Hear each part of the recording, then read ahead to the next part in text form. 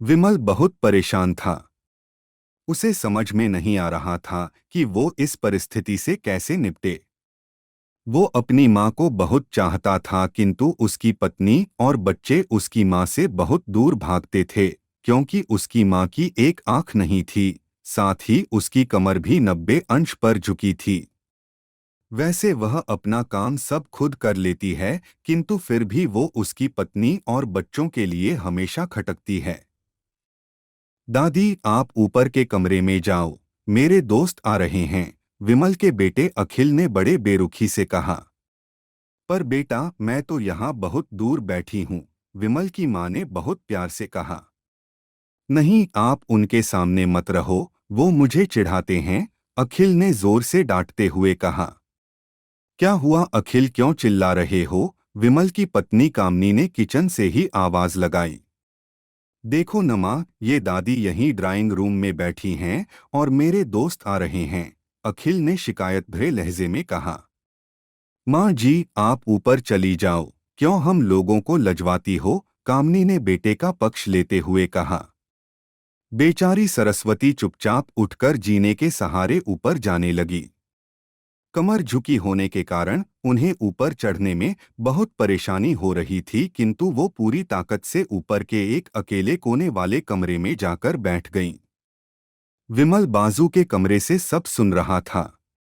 उसे कष्ट हो रहा था कि उसकी माँ को अपमानित होना पड़ रहा है, किंतु वो असहाय था। अगर वो कुछ कहता है तो पत्नी और बच्चे उसका विरोध करने लगते हैं। दूसरे उनके तर्क भी सही लगते हैं। चूंकि वो एक प्रशासनिक अधिकारी था, उसका सामाजिक स्तर बहुत ऊंचा था, उसकी ससुराल भी एक उच्च घराने में थी, अत वह चुपचाप इस तरह हर दिन अपनी माँ को अपमानित होते देखता रहता था। रात को विमल की पत्नी ने कहा, देखो जी, अब कुछ करो। कल कलेक्टर साहब की पत्नी आई थीं। माँ जी अपनी देशी धुन धारा में उनसे मिली। मुझे बहुत शर्म आ रही थी बताते हुए कि ये मेरी सास हैं। मैंने कह दिया कि दूर की रिश्तेदार हैं, इलाज कराने आई हैं। विमल को रोना आ गया, किंतु फिर भी वह चुप रहा। उसे समझ में नहीं आ रहा था कि वो क्या करे।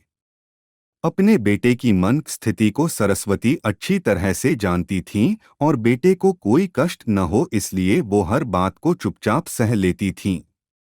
विमल बहुत उदास रहने लगा। एक तरफ परिवार और सामाजिक स्तर पर जीने की प्रतिबद्धता थी, तो दूसरी ओर माँ। आखिर माँ से अपने बेटे की यह हालत नहीं देखी गई। एक दिन उसने अपने बेटे से कहा, विमल, बहुत दिन हो गए हैं, मैं अपने गांव जाना चाहती हूँ। मुझे वहां पहुंचा दो, मेरा यहाँ मन नहीं ला रहा। किंतु माँ, वहां तो कोई नहीं है, तुम्हारी देखभाल कौन करेगा? विमल ने आश्चर्य से पूछा।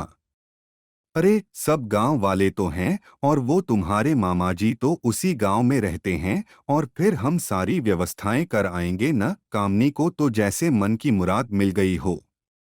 हाँ बेटा, बहू सही कह रही है, सरस्वती ने लंबी सांस लेते हुए कहा। विमल जानता था कि गांव में मां की देखभाल करने वाला कोई नहीं है, लेकिन अपनी पत्नी की जिद के कारण वह अपनी मां को गांव छोड़ने पर विवश हो गया। माँ को गांव छोड़कर आते वक्त उसे रोना आ रहा था तथा अपनी बेबसी पर गुस्सा भी आ रहा था, किंतु परिवार, पत्नी और समाज ने उसके इन मनोभावों को दबा दिया और वो सुकून सा महसूस करने लगा। कुछ दिनों के बाद उसके चाचा, जो अमेरिका में रहते थे, आने वाले थे। जब विमल बहुत छोटा था, उसके पिता जीवित थे तब वो भारत आए थे और उसके बाद वो अब भारत आने वाले थे। पूरा परिवार और आस पड़ोस बहुत उत्साहित था। अमेरिका से विमल के डॉक्टर चाचा आ रहे थे। डॉक्टर रमेश ने जैसे ही घर में कदम रखा, सबने मिलकर बहुत उत्साह से उनका स्वागत किया। क्यों विमल भाभी नहीं दिख रही, कहाँ हैं? डॉक्टर रमेश ने उत्सुकतापूर्वक पूछा। जी, वो गांव में रहती हैं, यहाँ उनका मन नहीं लगा, कामनी ने सपाट लहजे में उत्तर दिया। डॉक्टर रमेश ने विमल की ओर देखा तो विमल ने अपनी आंखें झुका लीं। डॉक्टर रमेश सब समझ गए। बोले, कल हम भाभी से मिलने गांव चलेंगे सब लोग। दूसरे दिन सभी लोग गांव के घर में पहुंचे। देखा कि सरस्वती को बहुत तेज बुखार है और वो पलंग पर असहाय पड़ी है। डॉक्टर रमेश दौड़कर सरस्वती के पास गए। उनके पैर छूकर रोने लगे। सरस्वती की ये हालत उनकी कल्पना से परे थी। वाह बेटा विमल, तूने तो नाम उजागर कर दिया। अपनी माँ की ये हालत देखकर तुझे तो शर्म भी नहीं आ रही होगी। डॉक्टर रमेश ने विमल को लगभग डांटते हुए कहा। नहीं देवर जी, विमल का कोई दोष नहीं है। मैं खुद गांव आई थी। सरस्वती ने अपने बेटे का बचाव किया। मुझे सब पता चल गया भाभी, आप चुप रहो। क्यों बहू, तुम्हें अपनी सास की कुरूपता पसंद नहीं है? समाज में तुम्हें नीचा देखना पड़ता है ना? डॉक्टर रमेश ने कामनी की ओर व्यंग्य से देखा। कामनी निरुत्तर होकर विमल को देखने लगी।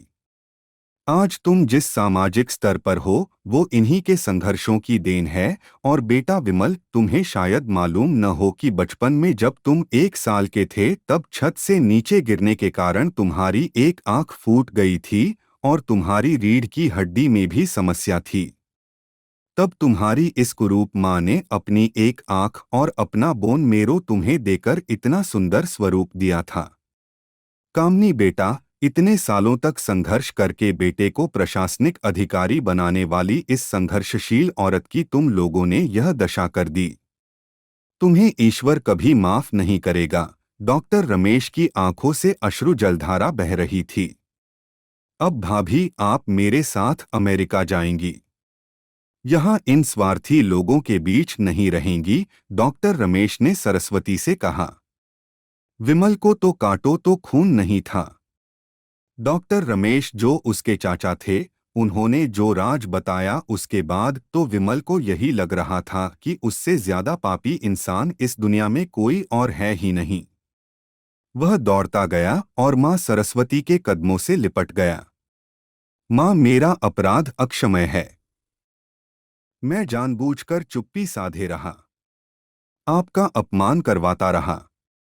अब सिर्फ आप ही उस घर में मेरे साथ रहेंगी और कोई नहीं। विमल ने आग्नेय दृष्टि से अपनी पत्नी और बच्चों को देखा। कामनी को भी बहुत पश्चाताप हो रहा था, किंतु उसकी हिम्मत नहीं हो रही थी कि वो सरस्वती से आंख मिलाए। सरस्वती ने कामनी की मन स्थिति को समझकर उसको पुचकारते हुए अपने पास बुलाया और विमल को डांटते हुए कहा, खबरदार, जो मेरी बहू को मुझसे अलग करने की कोशिश की तो तुझे ही घर से बाहर निकाल दूंगी। कामनी और बच्चों ने सरस्वती के पैर पड़ते हुए अपने व्यवहार पर माफी मांगी और मां के हृदय ने सबको माफ कर दिया।